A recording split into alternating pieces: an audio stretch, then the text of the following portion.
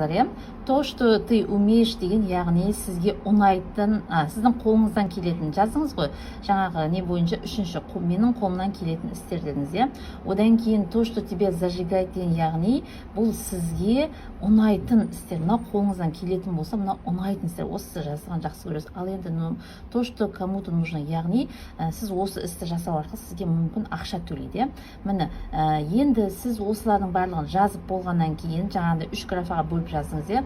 Мынаның бәрін тізіп жазып шықтыңыз. Бірақ тізіп жазып шыққан кезде кейде болады сіздерде, ол тізген тізімде кейбір заттар жазылмай қалуы мүмкін да. Сол үшін ойланып барлығын сөйтіп жазып шығыңыз. Сосын енді қараңыз, мына жерге мен мысалға 1 деп қойдым дағыны, хобби, яғни мына жердегі графа мен мына графа екеуінде де келісетін нәрсені мына жаққа жаздым, 1 дедім да жазып шықтым.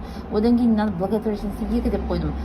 Мына тізім мен мына тізім екеуінің қосындағы несін осы жерге жаздым. Үшінші мынау екеуінің. Ал енді қараңыздар, осы үшеуінде де кездесетін ол мынау делай это, яғни твое призвание дейді.